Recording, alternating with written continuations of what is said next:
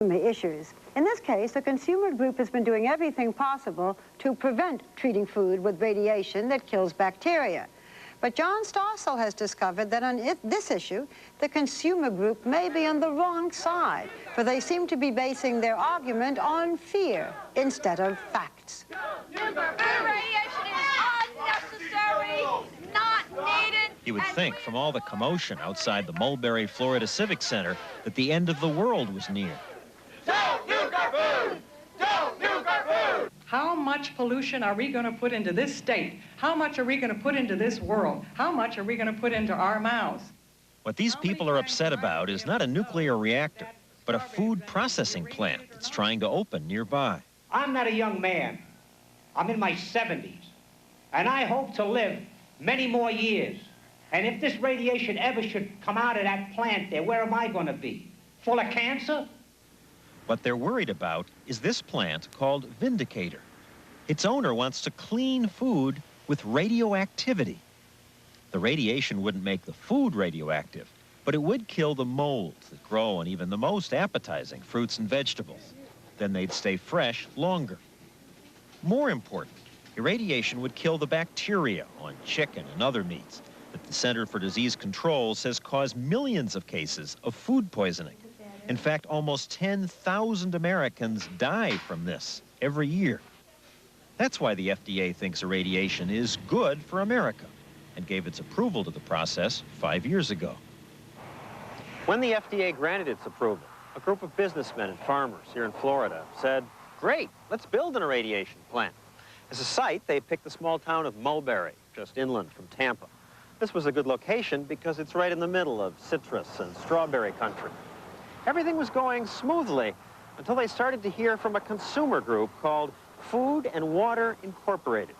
This will be a public health disaster of the magnitude we have never seen before, because every one of us will be eating this food, will essentially be forced to eat this food because there'll be nothing else once they get going. Dr. Wally Bernstein founded Food and Water in 1986. He's not a research doctor, but an osteopath who's had a family practice in New Jersey for many years. His partner in Food and Water is political organizer Michael Colby. Colby leads protests against irradiation, like this one, which has delayed the opening of that plant in Mulberry. The man who built the plant, 68-year-old Sam Whitney, says the protesters are scientifically ignorant. The problem here is not irradiation. The problem is people dying and getting sick from unsafe foods. Now, if you're sick, vomiting, diarrhea, you need this plant bad, because we make that food safe for you to eat. It'll come in. Sam gave us a tour of his empty plant. Concrete walls near the radiation are required to be 6 feet thick. You need all this concrete. I can see why people are frightened. It's probably well over-designed and probably an overkill. The source of the radiation, cobalt-60, hadn't arrived yet. But this is the room where it would do its work. And this is the heart of the irradiation cell. If the plant is allowed to open, the cobalt will be stored inside this pool of water. The water keeps the radioactivity from escaping. So how does the food get irradiated? We bring the cobalt up. The food will then be brought through this room and passed by the cobalt. That is, it will be if the plant's able to do business. We've already stopped the irradiation of fish in Alaska. We stopped the irradiation of papayas and mangoes in Hawaii. Vindicators wanted to open 4 years ago. We've organized and stopped them twice, and we'll stop them again. We've absolutely pushed them back. From its little New York office, Food and Water staffers have been sending letters to its more than 5,000 members around the country, warning them of the horrors of irradiation and urging them to protest. They're good at raising money for airplanes and for this powerful radio ad that claims irradiated foods cause cancer.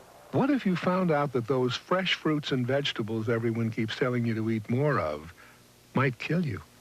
This campaign persuaded the state of Florida to delay VINDICATOR's opening again for yet another hearing last month. Who wants to expose their newborn children to this kind of poison and this kind of trash? Food irradiation is a disaster waiting to happen. It must be stopped now. I think they really believe that you would be willing to kill people to make money. You know, that's the most insulting statement. Do you know I have 14 grandchildren, 3 of them live within 3 miles of this plant? Do you know I've got 7 children, 5 of them work right there 4 miles from here? I wouldn't harm a fly, and everybody that knows me knows that.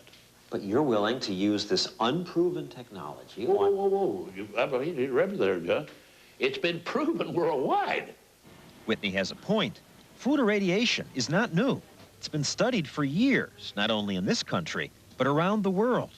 30 countries have been irradiating food for years without problems.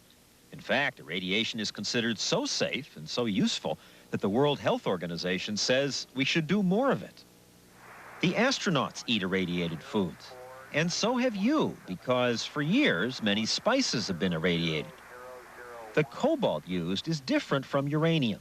It can't explode or melt down, and its radioactivity is so easily contained that, well, watch what this executive from a Canadian irradiation company does.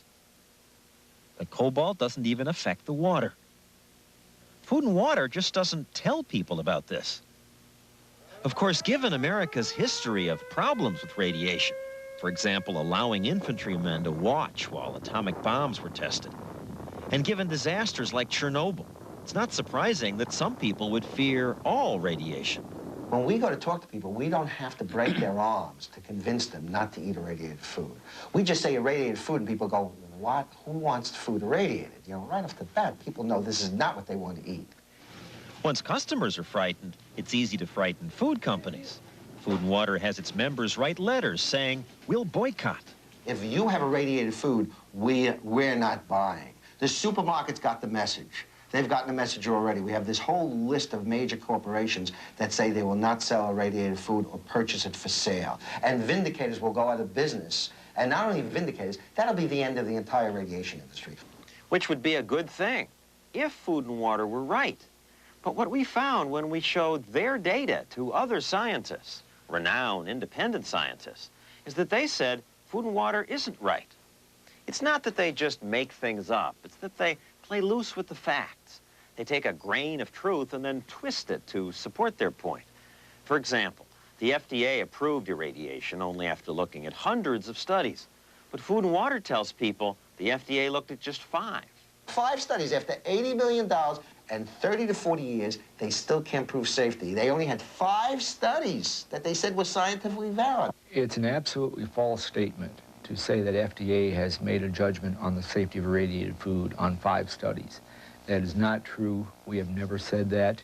You have to misinterpret and almost intentionally misinterpret what we have said. Food and Water also tells people that the World Health Organization does not approve of irradiation. But it does. The World Health Organization told us irradiation is as important as pasteurization. Food and Water says the American Medical Association doesn't approve of irradiation, yet the AMA told us that it did. It's this kind of thing that has now led Tony Schwartz, the man who made that powerful radio ad, to ask Food and Water to stop running it. I feel that they were sleazy in their way of dealing. They didn't give me facts. Of course, their most powerful tactic is the flat-out statement about the terrifying consequences of eating irradiated food. If you look at the existing studies on humans and animals fed irradiated food, you will find testicular tumors, chromosomal abnormalities, kidney damage, and cancer and birth defects. Caused because somebody ate irradiated food? Absolutely, absolutely. They base these frightening cancer claims on one old study done on just 5 children in India. But when we called the author of the study, she told us she didn't come to those conclusions. We just talked to her, and she says she didn't say that. She never said those kids were developing cancer. She's a pure scientist, and she doesn't want to make that break. We are taking it the extra inch. We're saying to people, don't be put to sleep by people who work in test tubes. Don't. I don't need proof that it goes to cancer. I don't want it to take animals or people and prove to me. We already know it leads to cancer. Let's stop it. We looked at other studies that Food and Water referred us to. We found many were outdated or had been discredited, and many had nothing to do with food irradiation. Have you ever talked to the scientists who did the work? Not personally, I have not, no. Because most of these studies aren't about the effect of irradiation on people who would eat the food, but they're not even relevant. You're basing your arguments on irrelevant science. No, not at all. We talked to Dr. Schubert. He laughed. He says, my work that they cite is completely irrelevant to this. And he supports irradiation. Those scientists work in a laboratory. They're not aware that this stuff goes into our bodies. We need these scientists are aware of that. Food and Water has biologists. We have physiologists who have reviewed these studies and say, this is terrible stuff. This is going to cause cancer. People who did the studies say, this isn't terrible stuff, and it's not about irradiating food. You're twisting the data to make your point. If there is such a scientific controversy, I don't want any person to eat it until that controversy is cleared up. Of course, many would say the controversy exists only because of Food and Water. Even if their science is questionable, their scare tactics do work. They've convinced Florida supermarkets not to carry irradiated food. They've convinced politicians in New York, New Jersey, and Maine to pass laws banning irradiated food. And so far, they've kept Sam Whitney out of business. You don't think these people can keep you from opening the plant? No, we'll be open in 10 to 12 days at the most because... 10 to 12 days you'll be open? Oh, yes. 12 days have passed. In fact, 40 days have passed. And they still don't have the state's permission to do business. I think you may never open. Well, I'd hate to see it, but by the time you put this on the air, we'll have you down to watch fresh fruit and vegetables going through this plant. Because the supermarkets want them, the people want them, the growers want them, and 5,000 members that have been frightened by an osteopath is not going to stop progress through a technology proven safe throughout the world.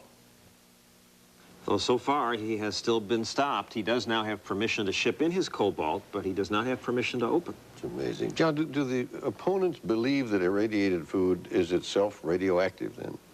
I think some of the people who protest do, but the leaders of the organization admit that that won't happen. But they say that somehow the food will change in other ways that will hurt us, or the people who live near the plant will be hurt, something like that.